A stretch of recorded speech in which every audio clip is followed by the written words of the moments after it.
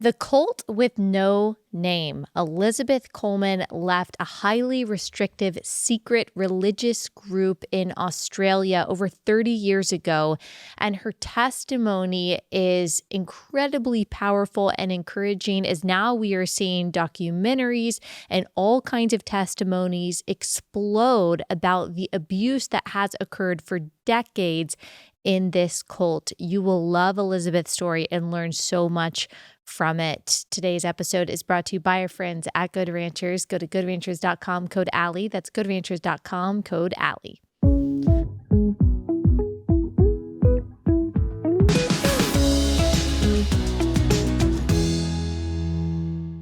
Elizabeth, thanks so much for taking the time to join us. If you could tell everyone who you are and what you do. Okay, my name is Elizabeth Coleman. I'm from Canberra, Australia.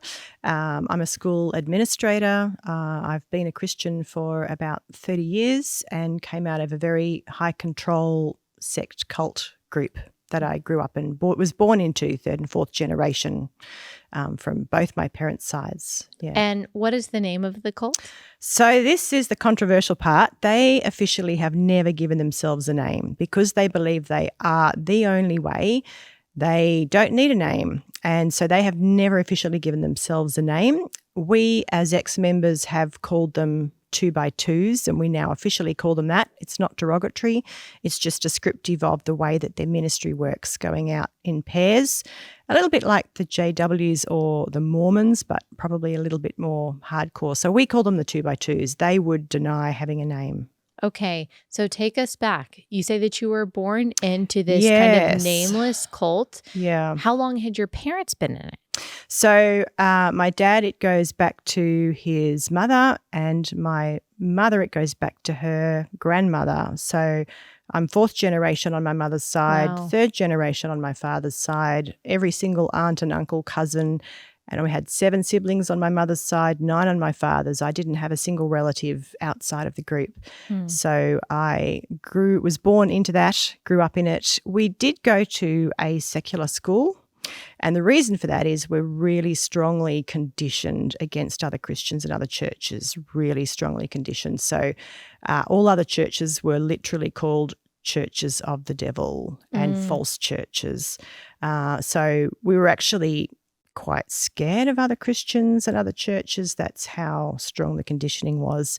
And the important thing to know is that we were told continuously that we were the only church not started by a man, that we went all the way back to the original apostles. So they take their ministry from Matthew 10 and Luke 10, where Jesus sent out the disciples 2x2. They actually ignore some pretty important parts of those scripture where they were going only to the lost sheep of the house of Israel. They weren't taking a bag. They weren't taking a scrip or purse. They were only to go to the villages that Jesus himself was about to go. But one of them, a Scotsman by the name of William Irvine, in the late 1800s, had a sudden epiphany that maybe this was Jesus' plan for ministry for all time. So they literally started, he came out of the Faith Mission. He was a member of the Faith Mission, had been What's the converted. Faith Mission?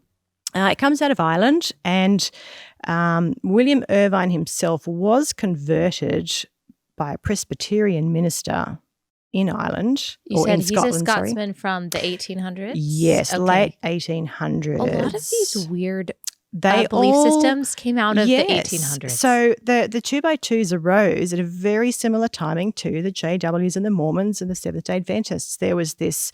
and the thing- JWs is Jehovah's Witness, just in case Yes, people didn't sure. know. Mhm. Yeah. Thank you. So he was part of a ministry group, of an evangelism group called the Faith Mission, which was an Irish organisation, and they still exist to this day, but they were not a church. Their idea was to go out preaching the gospel, and people would then join local churches as Christians. But he got frustrated with people joining other churches, and somewhere along the way he developed a real hatred of clergy in the established church and started to really badmouth them. This Irvine person. And somewhere along the line, and I think it was through the influence of what somebody else had said to him, he started to believe that he was the chosen one, risen up by God to restore his true way on the earth. And this was in sending out ministers 2 by 2, going out without money, going out on faith, not taking anything with them. And this is why all the other churches were false, because they didn't go purely on faith. So they actually go out as unmarried, celibate, supposedly penniless preachers across the world.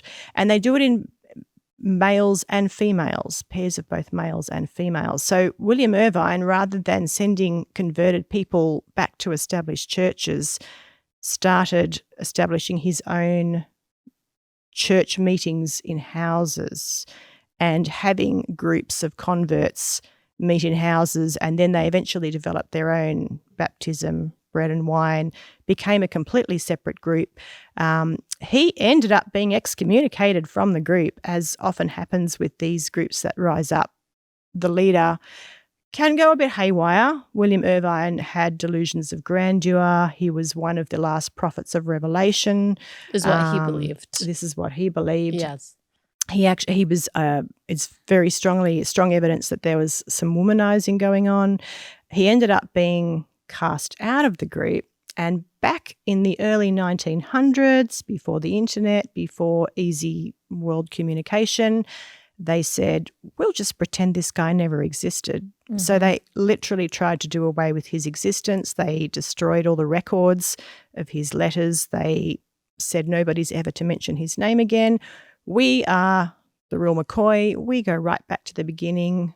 We are the only church not started by a man. We go back all the way to the shores of Galilee, which is what I was told. That they're Christians. And again, we keep saying they because they don't call themselves any particular name. 2 by 2s. Yeah. So, but they believed that they are Christians. Do they call themselves Christians to this day? That's a really good question, because they don't like using terms that any other churches use. So they've tried to shy away from terms like that. Yeah. But they would call themselves followers of Jesus probably more readily than they would call themselves a Christian, because they don't want to be associated with other people who call themselves Christian.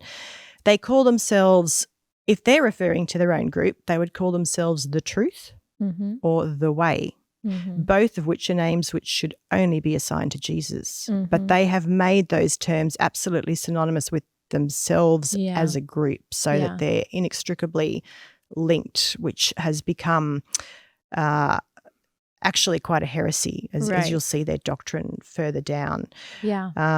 So I was always brought up being told that we're the only church not started by a man, and they pretended this guy didn't exist. And as they moved outside the British Isles, they sent a number of their older workers, they call their ministers workers, over to America. So there were some pivotal people who came to America to start the group here, to Australia. And as they moved outside the British Isles, the name of William Irvine was never heard. Yeah. So there was a guy in the 1980s who was going to become a worker and ended up having an argument with some of the workers about going in. They were supposed to give up everything. He just wanted to take his parents on a trip to Ireland and across to some war places for his parents to see before he joined the ministry.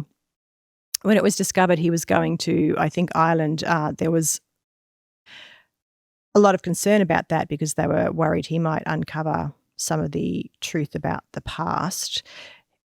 Things went very bad. He ended up being declined to go into the ministry, and he ended up researching the group and uncovering this truth of the origins and discovering this man called William Irvine existed. So that's how William Irvine, how his name was kind of resurrected, because you said that this cult worked very hard to ignore who this person was, because if they acknowledged that, William Irvine was the guy who got this revelation, then their whole claim that this is the only true church that goes all the way back to the apostles, that would kind of be discounted by this Irvine guy. So this man, what's his name from the 1980s? William Irvine. No, from the 1980s. Oh, sorry, Doug Parker. Okay, yeah, so Doug Parker. he was the man in the 1980s that kind of started pushing some things and trying to show people, okay, the origins of this are very sketchy.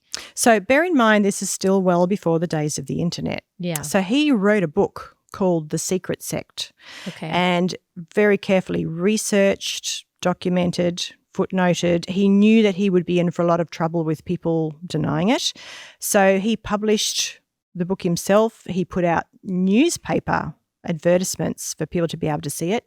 And it caused a lot of consternation, as you can imagine. People were ordered to buy the books to burn them so other people couldn't buy them and read them. People were forbidden to read them, so they obeyed. We're talking about a very high control group that controlled many aspects of our lives. Women could not cut their hair, could not wear makeup or jewelry, could not wear That's what pants. I'm curious about. Let's get into some of their practices and doctrines, because some people might be thinking, okay, well, what actually made them a cult? So tell me about like what they practiced and believed. So first of all, they're a cult because they don't believe in salvation by grace. They just don't. They do preach a false gospel. They teach that Jesus was the perfect example and he came to show us how to live and to show us the way being their ministry, their form of ministry. That is the way. So you have to follow them as the middlemen that now stand as the gatekeepers between you and God, between you and Jesus. And in following them, you have to obey them. So whatever laws they make, however arbitrary they might be, that's what you need to be obeying. So I grew up in the 80s, 90s in Australia, and I have friends and relatives who have females who have never cut their hair in their life. Certainly no makeup, no jewelry, no television, no recorded music, no sports. That's watching it or playing it.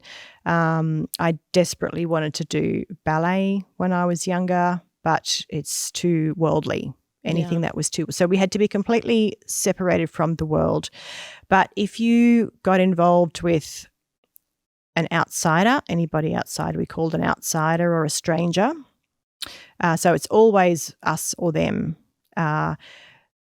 There would be punishments. So if you were a professing member of the group, which meant that you took part in their Sunday meetings, so they don't have any established churches, buildings. They don't believe in church buildings. They say that God doesn't dwell in buildings made by hands. Obviously, there's a lot of weird things around there, hands-made houses as well, but they will only meet in a house, a personal house for their fellowship meetings, and then they will rent public schools or community halls to do their public preaching, but they say that they don't have their own church buildings. So you cannot find an actual presence of them anywhere. If you try to look them up online, you won't be able to find a location anywhere. They're very, very opaque and almost impossible to find, which is ironic for being the only true way. You're not going to find them if you go looking for them. No name, no buildings, no established presence anywhere. So Sunday morning meeting would be 10 to 20 people who are professing, coming together.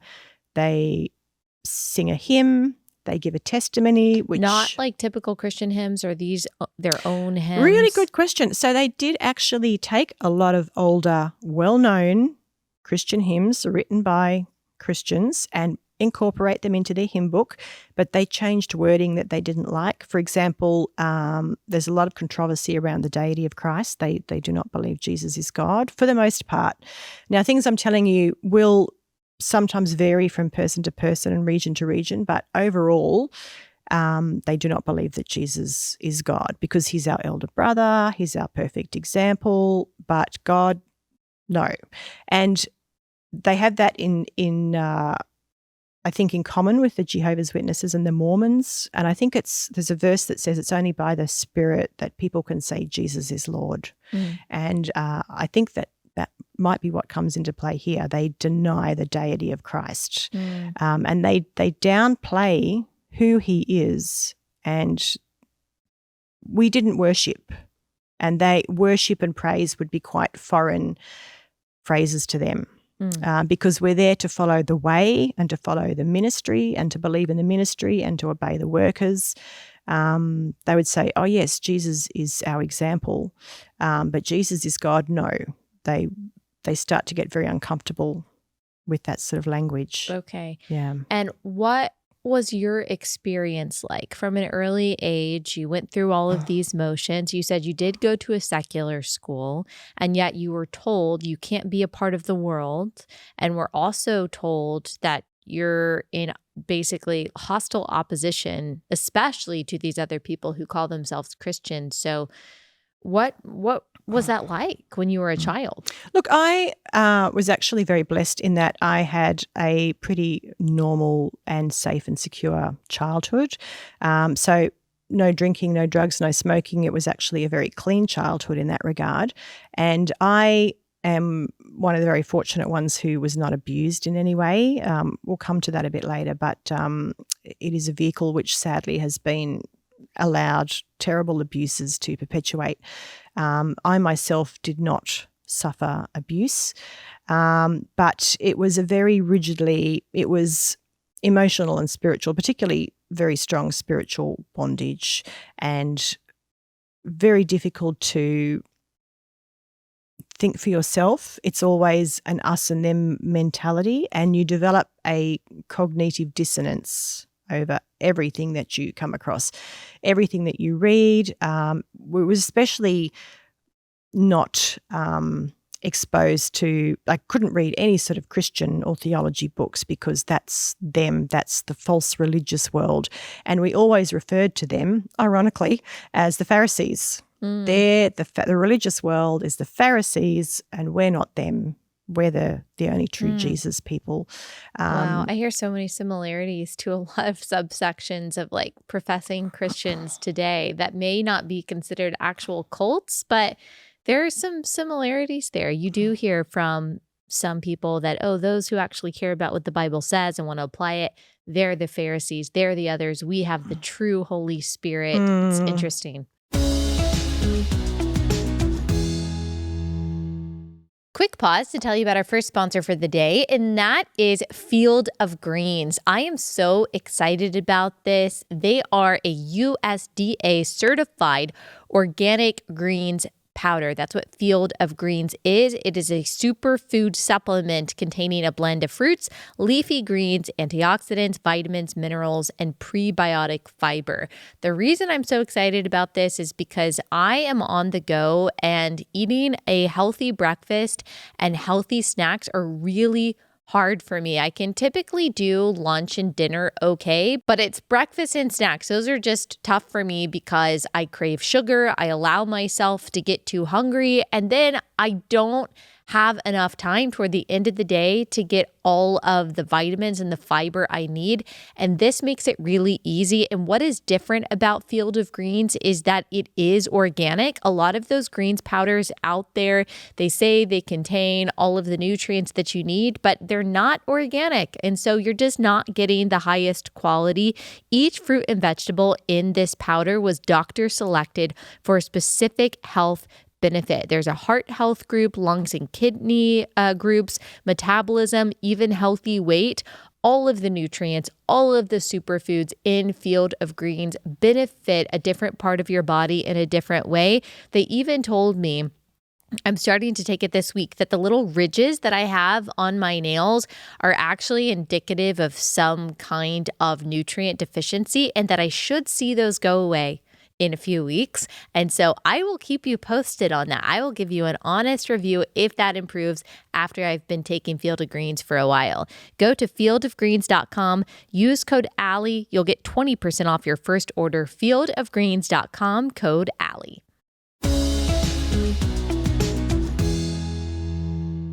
You did grow up kind of in a safe environment.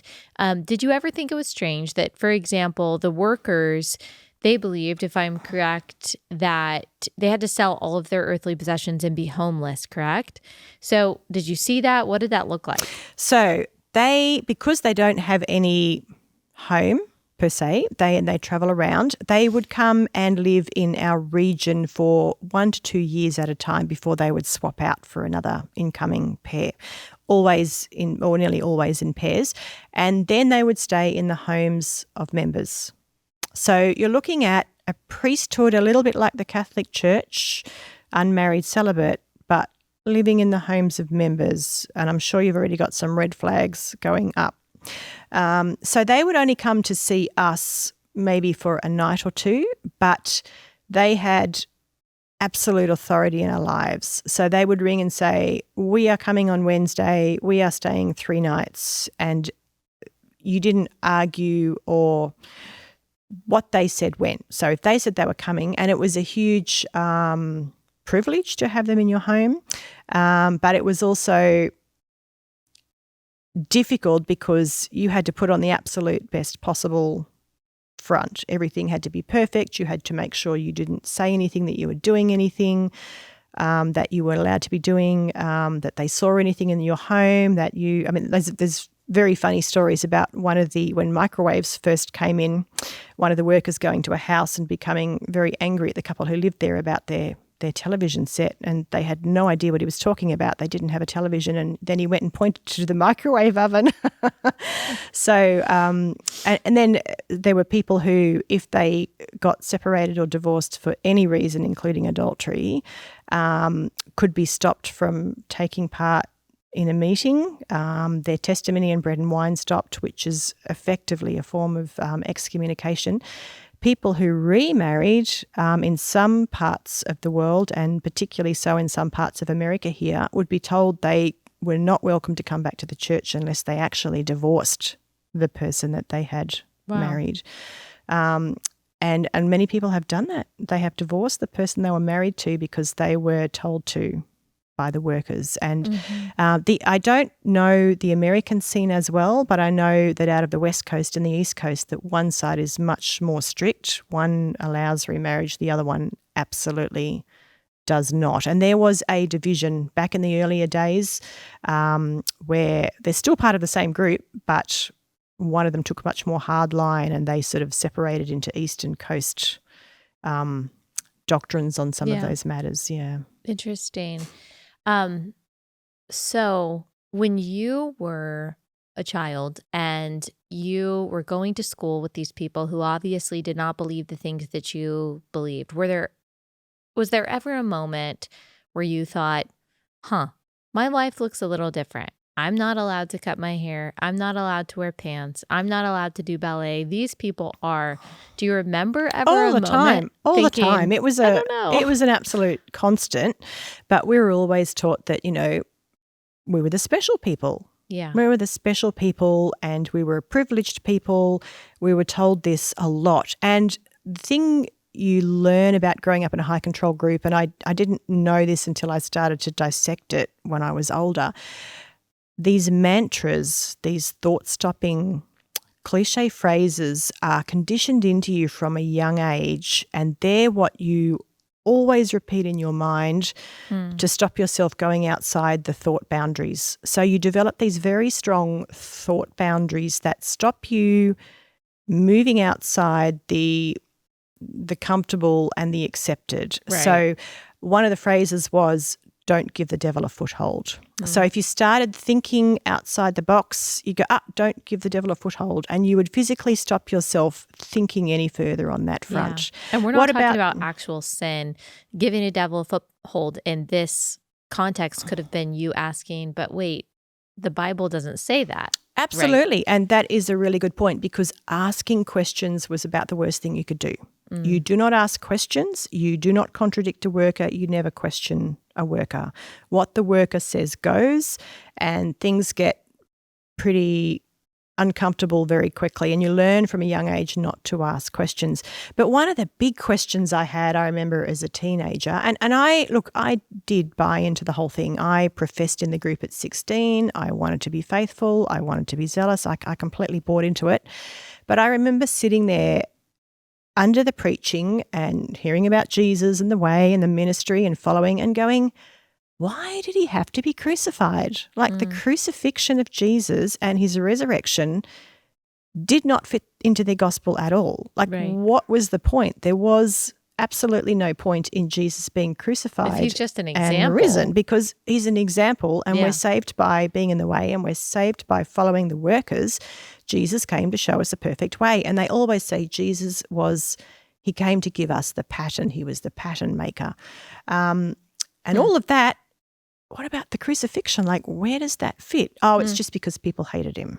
Oh. So that was a huge explanation. question in my mind that I just couldn't reconcile and couldn't work out at all. So yes, there were always questions, but we weren't allowed to ask questions. And one of the ways I described it was I felt like there was a cage around my whole head with bands that were there in place. And if I would start to think too much, those bands would start to press and hurt.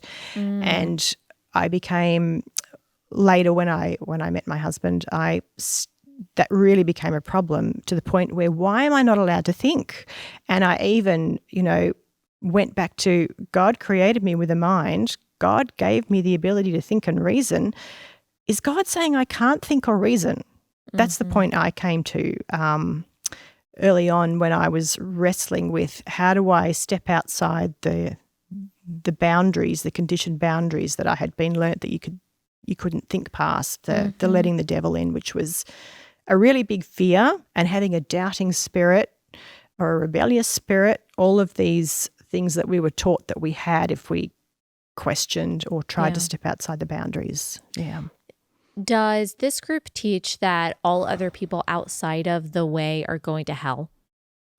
Effectively, yes. Literally, no. So if you ask them, they will say almost without fail, we don't judge. But if you leave, they will say, you have lost out, you're going to hell. They will say that to you. They will never say that to an outsider. But it's effectively true. They believe that in their heart of hearts. If you leave, your parents, your friends, your family will be absolutely devastated, and know that you're going to they'll say you're going to a lost eternity. But if you specifically ask them that, they will say, well, we don't know and we can't judge. Yeah. And what does the doctrine making look like? If William Irvine and his principles, or some of them, I guess, had been abandoned, what does the leadership and the rule making of this group actually look like? Really good question. So they would deny that they are like other churches in having a hierarchy and an establishment and an organization. One of the things they very often say is, we are not an organization, because they're just a ministry. It's completely false. They do actually have now a well-established organization hierarchy. They just keep it completely hidden.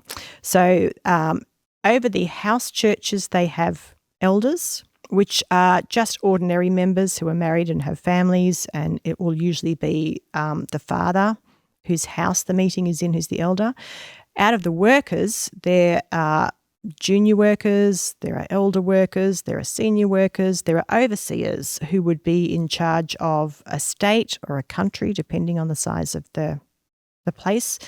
And we've even found out more recently that now and then overseers from each state or country will come together for more worldwide or world-specific meetings.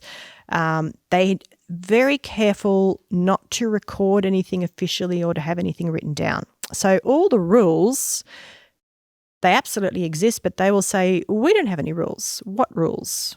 And we'll say, well, what about, the things that we're not allowed to do? Oh, they're not rules. The Spirit just will convince you of those things, and the Spirit will convict you. And if you're truly professing that, you will naturally start to do all these things because the Spirit's convicting you of that. So they're very careful not to have written records anywhere. Wow.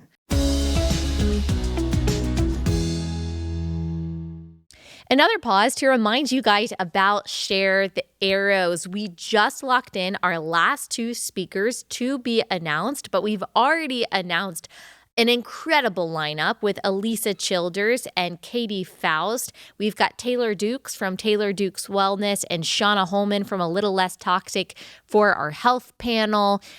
We have also got Francesca Battistelli, Grammy Award-winning artist, leading worship. Ginger Duggar Vuolo and I will be having a really good conversation on stage. It's just going to be so solid. And then we will also have a panel that is focused on motherhood and child discipleship. But this is for women of any age in any life stage. And I want you to come. I want you to come by yourself. I want you to come with friends or with family. If you do come alone, don't worry. You will make lifelong friends. This is such an edifying and unique day. Women need good theology and solid apologetics. We can stand being challenged, being pushed.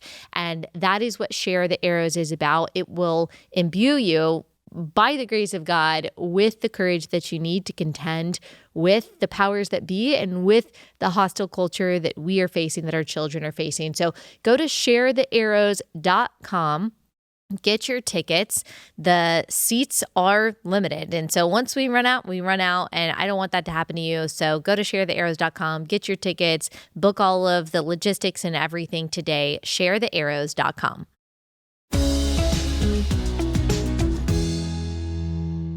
Obviously, one of the hallmarks of a cult is being extremely legalistic, because even though they are calling other people Pharisees, a cult believes that you have to abide by all of their doctrines. As you said, no matter how arbitrary, that is the way to salvation. And you tell a story about a family who had to attend a meeting, and their son said, I've got these stomach pains. And they said, well, we can't miss this meeting.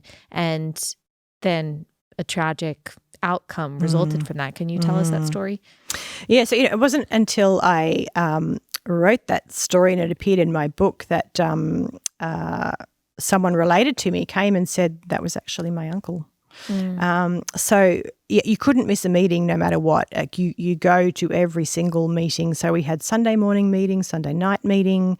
They were generally in homes, Wednesday night meeting in a home, and then they would have public preaching for a good part of the year that we had to go to when the workers were in town. So it could be a Sunday night and a Thursday night as well as the Sunday morning. And so sometimes we were going to meetings 4 times a week, sometimes up to an hour away, and you did not miss a meeting. People would come after you and ask, especially the workers, if you were missing meetings. So you could not miss for any reason. And this was some decades ago now, but yes, the younger boy had terrible stomach pains and said to his parents he was in terrible pain. They said he had to go to meeting. Everybody goes to meeting. They all went in the car. He was in too much pain to get out of the car, so they left him in the car and went inside to the meeting. And when they came back out, his appendix had actually ruptured, and he died. Yeah. Wow. So that is the stock that they put into following the rules. Yes. That it doesn't matter what it is. No matter what. We don't want to be excluded from this. You mentioned when you were 16 that you professed. What is that? So I find this interesting. They don't actually make a public profession of faith the way that we would as Christians, but in their gospel meetings, everybody comes along and just sits and listens while the workers preach. So one worker will preach, there'll be a hymn in between, the other worker will preach. And then once or twice a year, they will test the meeting. So they will say, if anybody wants to follow Jesus in this way, during the last verse of this hymn, they're to stand to their feet. So that means you're committing yourself to life in the group as a member. You can now give your testimony. But you still have to prove yourself for up to several years to see if you're worthy to ask for baptism.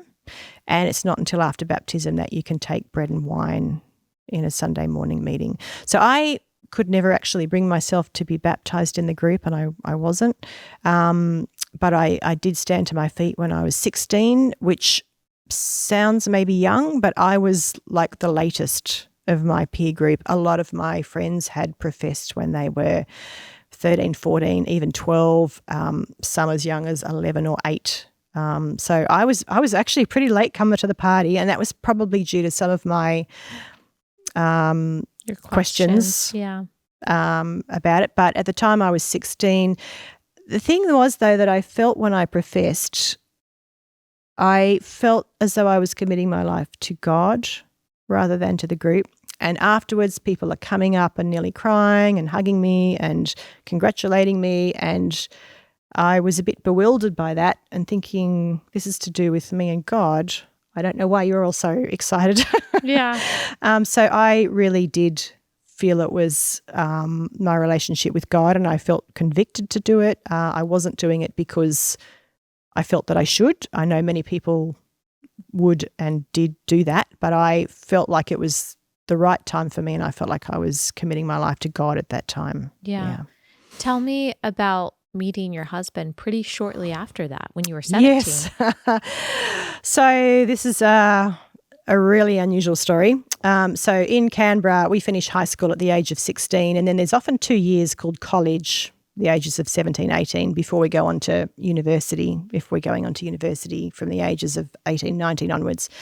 So it's a new school, new buildings, and the first week, I think it was the first time I'd walked into my English class in this new school, I saw this guy across the room, and something went through my mind like writing on a wall. What would you say if someone told you that was the man you were going to marry one day? Well, I freaked out a bit, like, what was that? Where did that come from? Yeah. And then my immediate follow-up thought was, that's never going to happen. Because he's an outsider. Well, he's an outsider, and I wasn't even attracted to him. My husband says it was hate at first sight. I wasn't attracted to him. I had no idea. I thought that was weird, and I'm never going to talk to him, and so then I will never marry him. I'll never have anything to do with him. You were disturbed by your own thought, I was very disturbed. But it felt like it was coming from the outside. It felt like it had come from the outside, and that's the weirdest thing ever, and that's not going to come true, and I'm going to make sure it doesn't come true. Yeah. Those were that was my response. So anytime we did have to interact and we were put in a group assignment together, I was quite rude and abrupt to him. Yeah. But as that year went on, I started to get a really pressing burden that I had to speak to him. And I ignored it for months. I just ignored it. You know, my mind playing tricks on me. This is ridiculous. I've got to make sure that this premonition or whatever it was doesn't come true. And then I eventually started praying about it. And for a long time, I just said, no, it's not going to happen. And then I said, why? And then my friends started saying to me, because obviously I wasn't going to tell anybody about this. My friends said, look, something's eating away at you. We don't know what it is, but you need to get it sorted.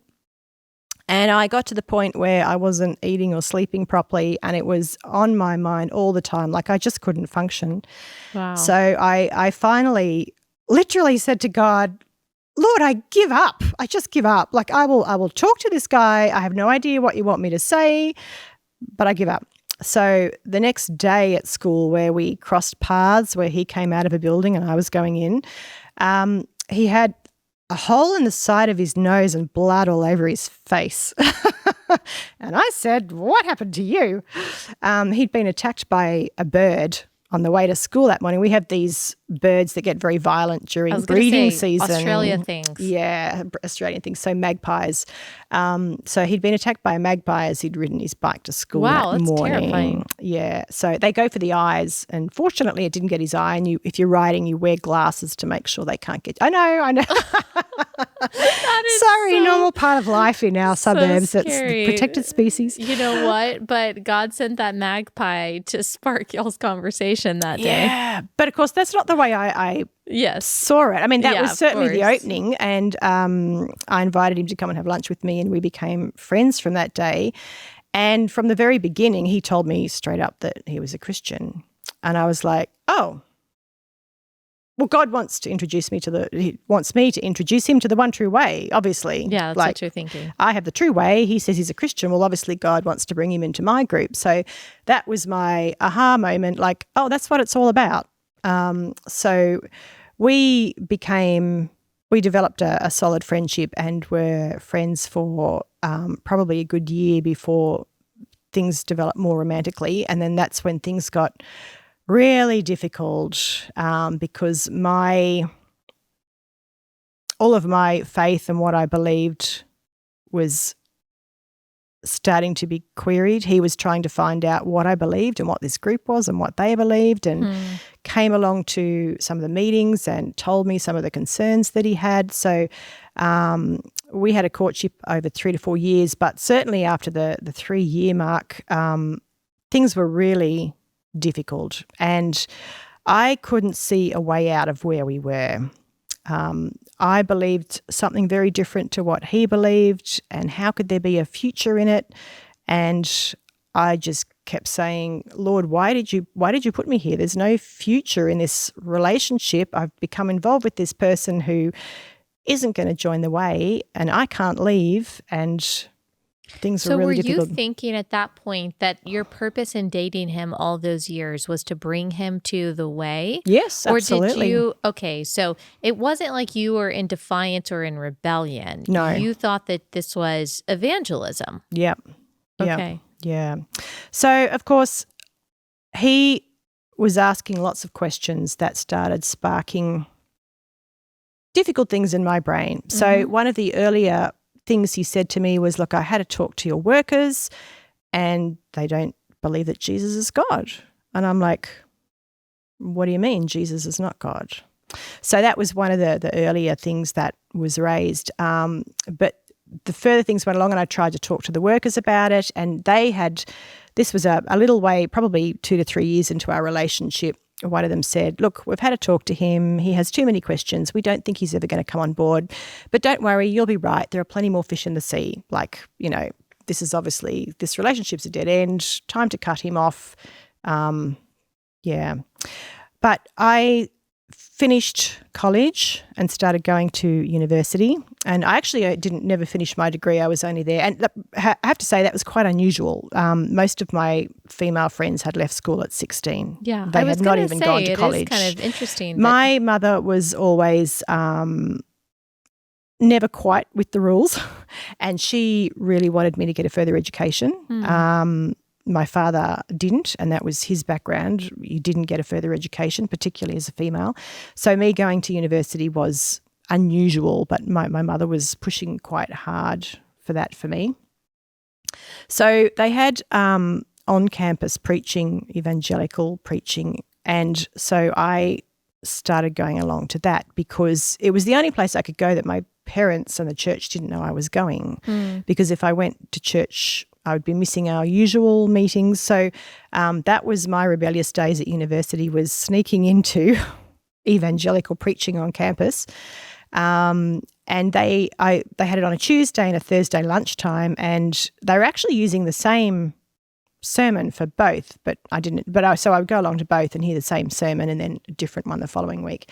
And one day the preacher was speaking on Hebrews and the Old Testament sacrifices, and dealing with the sins of the people, and then Jesus being the once for all sacrifice for the sin of the people. And it was like the roof had lifted off. And I was like, how can I have been looking at the Bible my whole life and sitting under preaching my whole life, and nobody ever told me this? Jesus is the once for all sacrifice, and all the Old Testament sacrifices are, a picture of this to come. And that was the first really major revelation to me. But from that time came the period of, what do I do now? How do I leave? Leaving still seemed incomprehensible, but I got to a point where I realized it was too late to walk back inside the dark room and shut the door. It felt like the door or the window had been opened and I had to walk through it, and it was terrifying to leave the room where I'd grown up. It's actually more like a village. It's a whole cultural, tribal village that you belong to, and once you leave that village, the gates close behind you and that's it. You have none of your former life. You lose all of your friends and family in the group. You're now an outsider, and that's a huge thing. But I also realised I'd come too far to just shut the door. I couldn't stay in there. My mind had been opened to too much, and I'd seen and learnt too much to be able to close the door. So when I And I was sitting on the fence for a very long time. When I finally left, because had gotten to the point of being in tremendous emotional and mental And how old and are you at this spiritual point? turmoil. 19. You're 19. I'm 19. And did you still have a relationship with David at all? Yes, so we were still seeing each other, and Okay. he was getting a lot of counsel from friends and family that I was too brainwashed. I was never going to leave. He needed to think about ending this relationship. And he prayed about it a lot, and he said the only answer he got all of those years was just wait.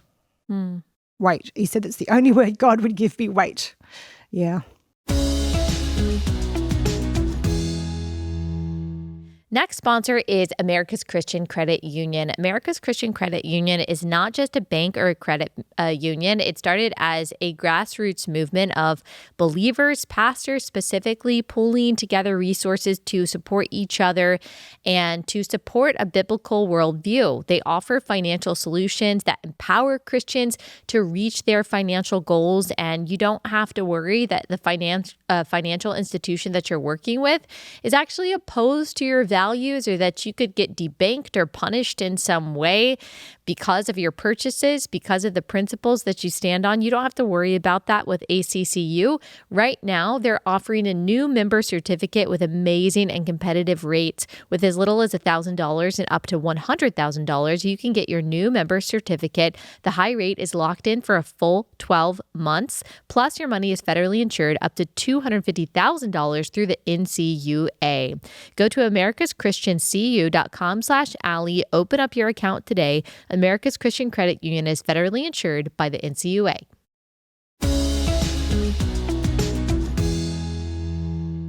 Okay, so you're 19, you're struggling with all of this.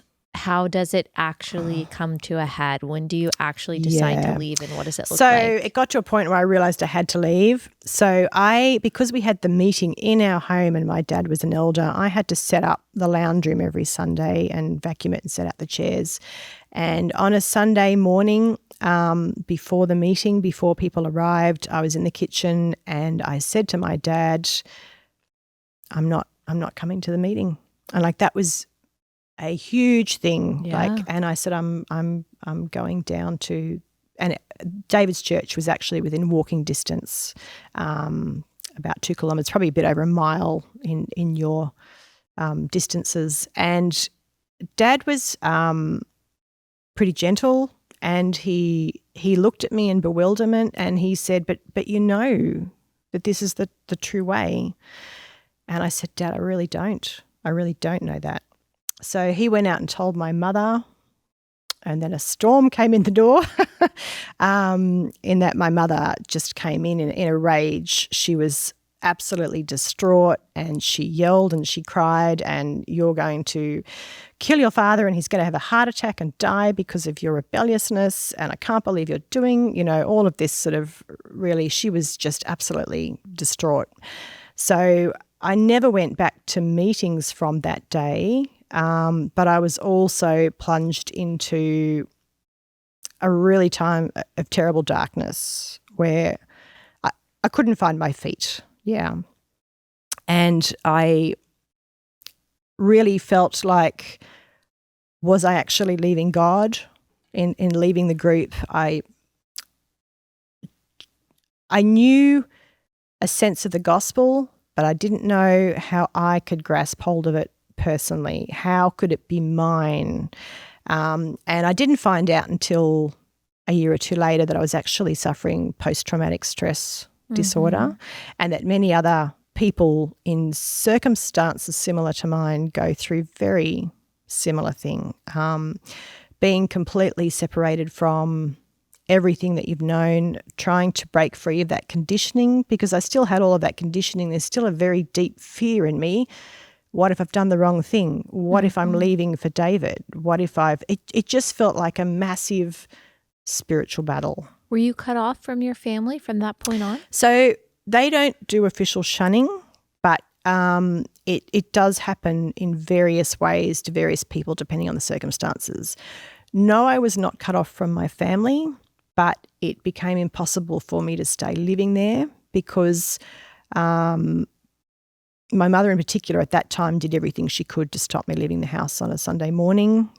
She would try and delay me. I still had to set up the meeting room, and I was trying to get out before members would arrive.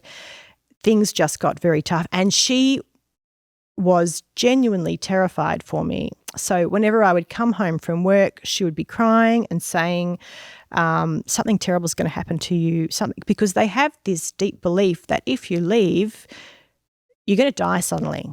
You're going to have a car accident, God's going to punish you. God's going to punish you, and you're going to be struck down dead. And she was absolutely terrified. So she was always crying and telling me something terrible was going to happen to me. And I was already not in a great way myself. So I ended up having to move out, I think within about 6 months of me leaving, and I did some house sitting jobs, and then I rented an apartment with a friend. So it did become but all the rest of the members of the church, even the workers, nobody contacted me, nobody at all. So it was as though I had ceased to exist effectively. Yeah. And do you remember when you fully not only understood the gospel, but accepted it and realized where you actually belonged in the body of Christ? Yes, and I might cry here somewhere. That's okay. So things got really bad, and I was working by now. I had taken a public service job. I had left my degree to start a public service job in a traineeship, a work-study program, and I was in a bad way. And the people I worked with didn't really know what was going on in my life, but they were very compassionate, and my supervisor actually found me curled up under my desk one day. I was just in such emotional pain. Mm-hmm. Yeah. And he told me I really needed to go home and do whatever I needed to do. And I went to David's pastor, and I was very much at the end of myself. I had an understanding of what the gospel was, but I just didn't understand how I could take hold of it. And he sat with me for, I don't know, it might have been an hour or two, and he really explained the gospel to me, and he used a telephone directory. And I'll use one of these books, if you don't mind, as example. Sure. So he said, here is you and God looking at you, and here are all your sins. This is between you and God. Everything that you've ever done, will do, the whole past of your sins, all of that is on you and between you and God. And Jesus, when he died on the cross, he took that punishment, and he took all of your sins and put them on him. Mm-hmm. When God looks at Jesus, he sees all those sins on him being punished. And when God looks at you, you can be seen as completely clean and righteous as Christ, because your sins are no longer on you, they're all on Christ. So he used that example and also explained to me how much the workers sounded like the Pharisees, putting heavy burdens on people, taking the place of pride at the meal times and in their lifestyle. And it was, we adulated them. They were our authority. And to me, that was a complete flip of everything that I had ever known, because the religious world was the Pharisees, right? But no, these men I had grown up under the authority of, they were the Pharisees with the rules and the regulations, and putting themselves in the place of Christ. And I really understood it. And I still said to him, but what do I need to do? And he said, that's it. You can't do. It's not about doing. You need to accept. You need to believe. That's all you have to do. There is no doing. Jesus has done all of the doing. And I fully accepted and believed from that time. And later, when I read parts of Pilgrim's Progress, I felt exactly like Christian when the boulder rolls off the back. Yeah, that I had set down this heavy load because the language we use in the group is about being worthy. We're not worthy, and we're trying to be worthy, and we're trying. And the language in testimonies is, I just want to go out and try and do better in the coming days. I want to try and be worthy, and Lord, make me worthy. It's the language they use all the time, because there is no assurance, because it's all based on their own performance, on the keeping of rules, on the following of the workers. You never know if you're doing enough. So all of that was gone. So I was a Christian and a believer from that time. And a few probably a few weeks or months, I'm not sure of the timing later, I was praying by the side of my bed one night, and that voice came from the outside again, "You need to be baptized." And I went, "What?" "You need to be baptized." So I was, yeah. And you were how old at this point?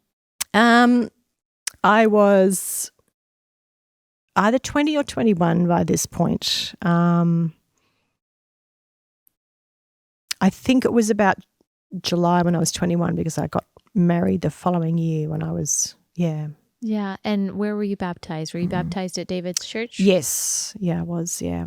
And then you got married. So that outside voice that you had tried so hard to suppress in the beginning. Yes, which I never thought would ever come true. Then we got married when we were around, Dave was 20 and I was 21. Yeah.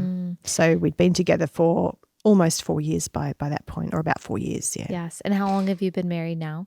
It'll be 30 years this December. Wow. Yeah.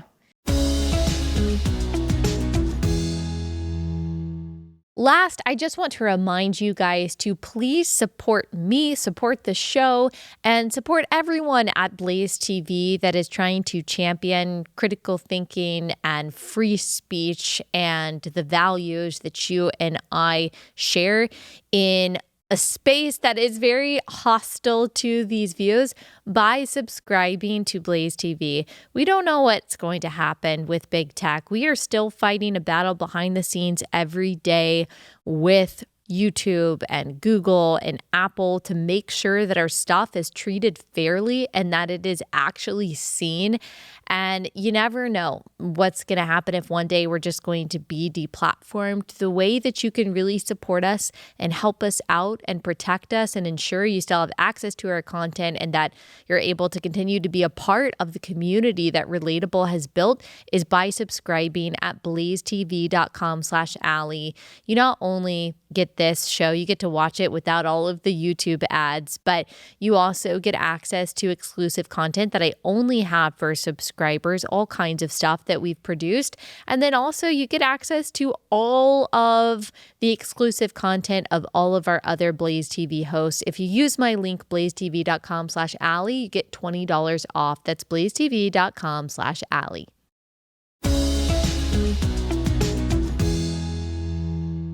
I'm sure that after you became a Christian, there was such a burden on you for the people that were still in that cult, especially your family. Yes. Yeah. So I'm sure you tried to explain to especially your parents. Especially the workers, none of whom contacted me, which is very strange. These are supposed to be your spiritual leaders, and you disappear and they never contact you or follow you up or anything.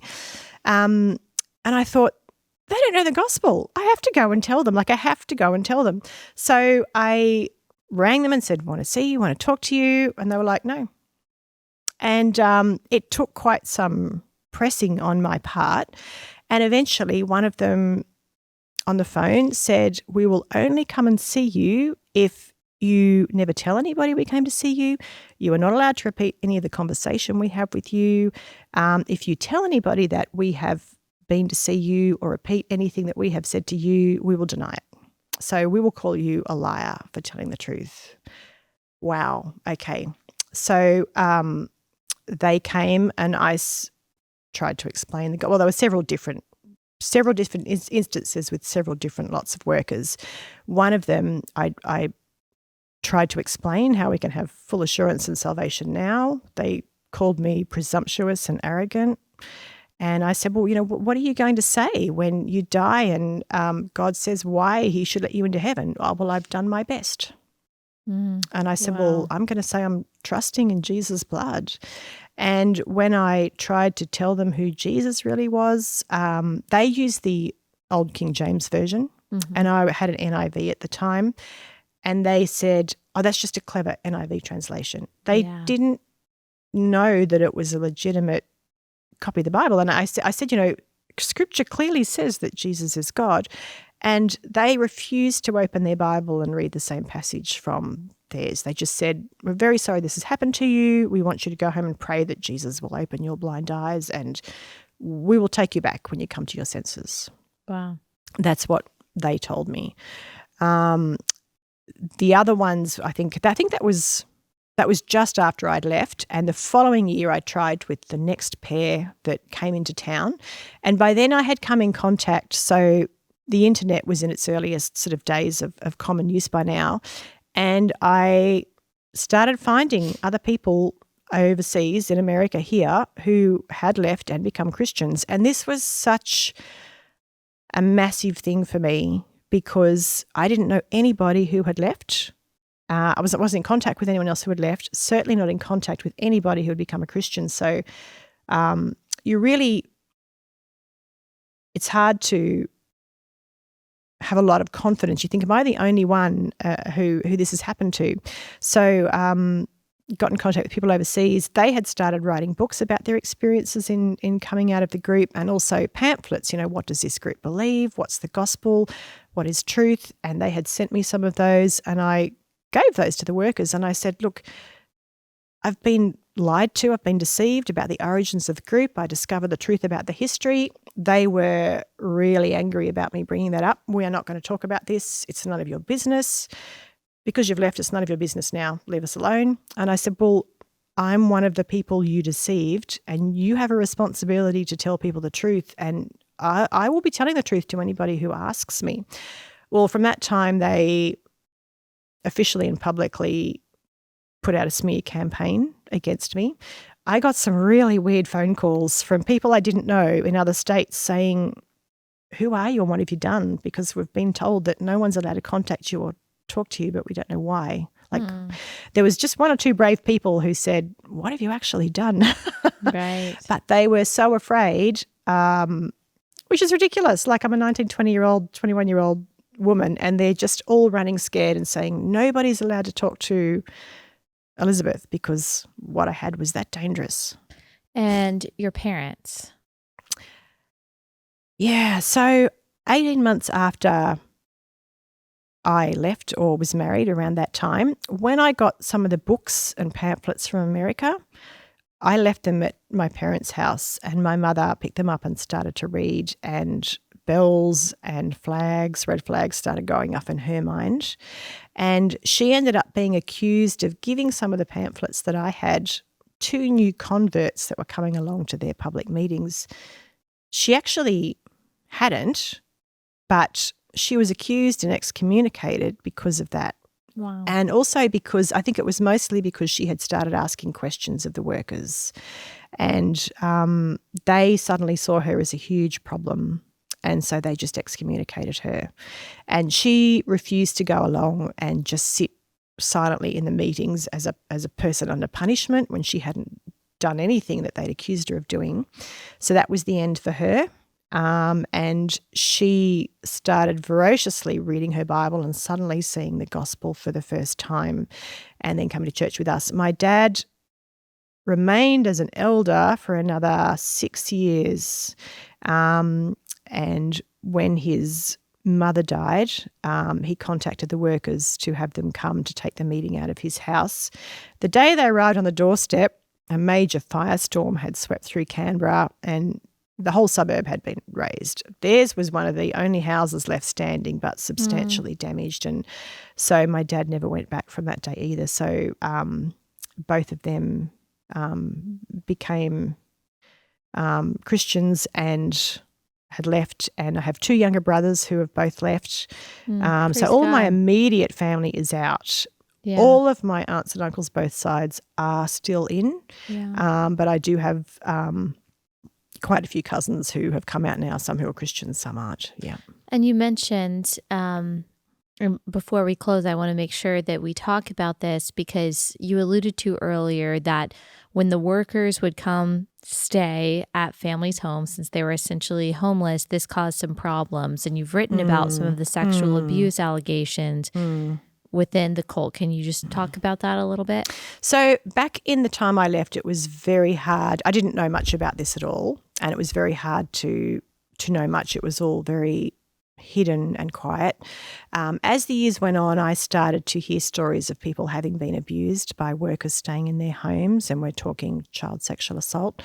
And almost exactly 2 years ago this week, things blew wide open here in America that one of their most revered overseer workers was found dead in a motel room, which is strange in itself because they didn't stay in motels. They stayed in the homes of members.